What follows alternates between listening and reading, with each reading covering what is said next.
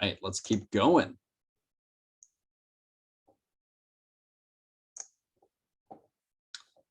Pull up the lecture. Right, here we go. What is the derivative of tangent x? Let's go about it this way. F of x equals tangent of x equals the sine of x over cosine of x. Why would we want to think of, when we're trying to find the derivative of tangent x, why would it be to our advantage to think of it as the sine of x over cosine of x?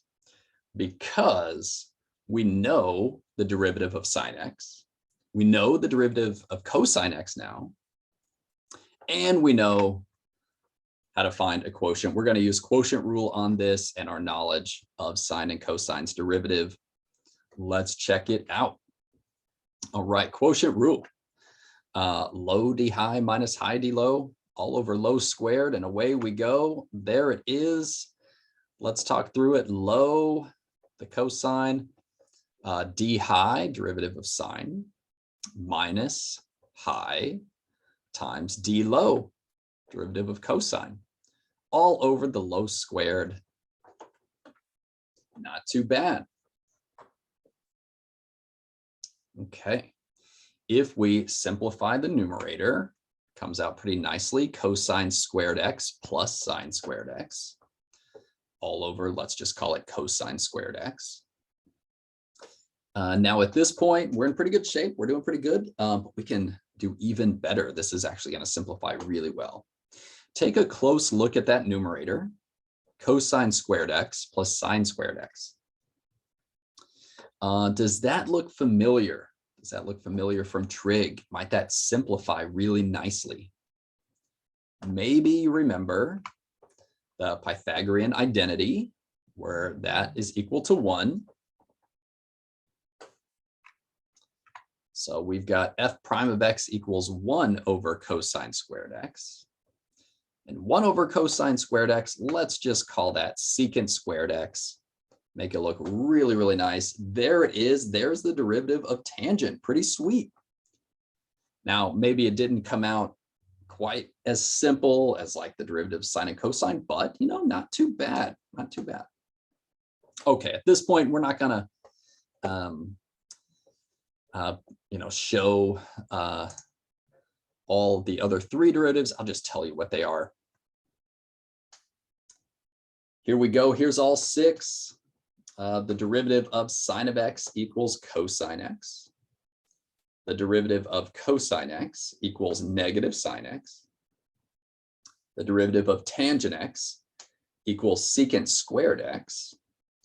And now the other 3, the derivative of cosecant x equals negative cosecant x cotangent x. Derivative secant x equals secant x tangent x. And the derivative of cotangent x equals negative cosecant squared x. If you wanted to show these 3 derivatives, you could do it, with our knowledge of sine and cosine. Cotangent, you could use quotient rule. I think all of them, you could use quotient rule if you wanted to, right? 1 over sine x, 1 over cosine x, that sort of thing. So there they are. Now, when we look at these, that can be kind of intimidating. Hey, here's like 6 new rules for all 6 derivatives, but look for patterns. So it turns out there's a couple of patterns that are sort of overlapping. And hopefully that will help you to memorize them if you remember these patterns. And then, just kind of with use, sometimes we memorize stuff too, but really focus in on the similarities. So one thing we want to point out, kind of the one that jumps off, when we see these 6, which ones are positive and which ones are negative. And if you look, you probably realize the negatives are all of the cos. Cosine's derivative is negative, cosecant's derivative is negative, and cotangent's derivative is negative, and the other 3 are positive. Okay, so if it's a co, the derivative will be negative. And if it's not, you know it'll be positive. That's nice. What else? Notice what I like to refer to as friendships. All right. There are three pairs of friends. Sine and cosine are friends. The derivative of sine, cosine, derivative, cosine, sine. Okay. Tangent and secant are friends. Derivative of tangent is secant squared. The derivative of secant, so it's got its friend squared. The derivative of secant is itself and its friend. Secant tangent. Interesting. Okay. Cosecant x and cotangent x are friends, and they even follow a similar pattern to tangent and secant.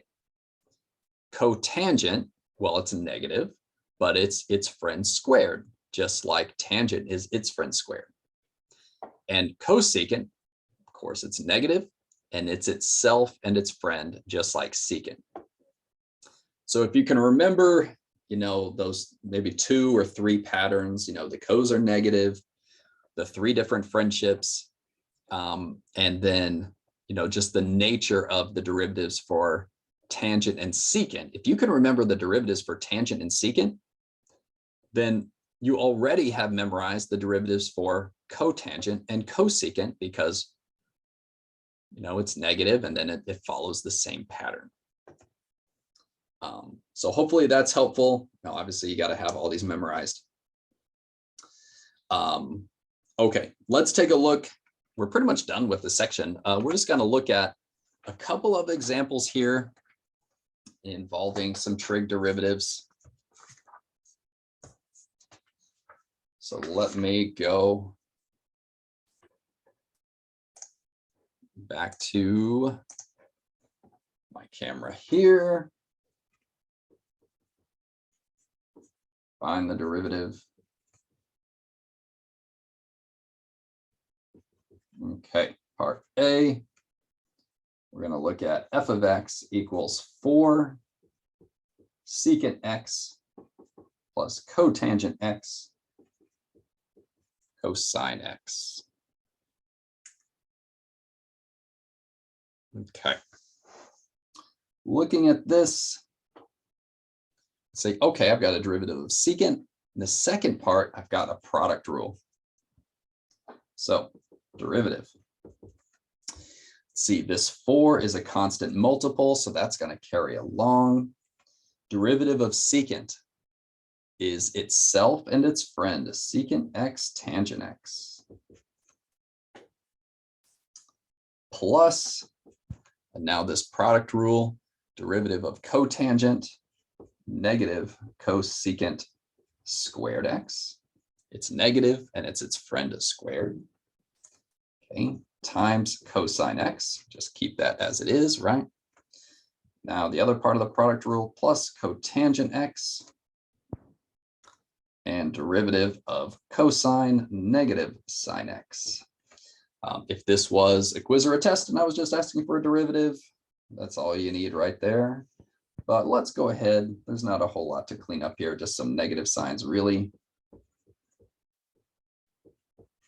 Let's see, we'd have negative cosecant squared x, cosine x, minus cotangent x, sine x, something like that. Students sometimes, I find, get a little bit carried away with simplifying trig, because it can all kind of boil down to sine and cosine, like what could cancel out and, what could go there. And there might be things that, are easy cancellations. Don't stress out about that too much. If there's something that's really obvious to you, sure, go for it if you just see it right away. But if not, I wouldn't worry too much about it for the vast majority of problems. Here, there is one thing, cotangent x times sine x. The sine x would cancel. If you saw that, then that's great. If not, no biggie. So this would be minus cosine x. I mean, that's not going to do much, right? But there you go. Okay, part B. let's look at y equals 1 minus sine x over 2x to the 7th. We've got a quotient rule here. Let's check it out. Low d high. Well, let's see, derivative of high. The 1 would be 0.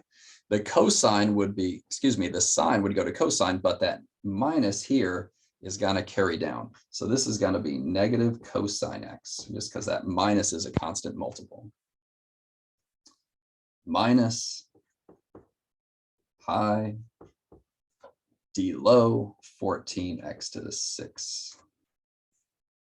And that's all over the low squared. So right there, we got the derivative. We want to simplify a little bit. Let's see what we can do. Negative 2x to the 7 cosine x. Okay. I guess we could distribute here. So minus 14x to the 6 plus 14x to the 6 sine x. I mean, there's not really much.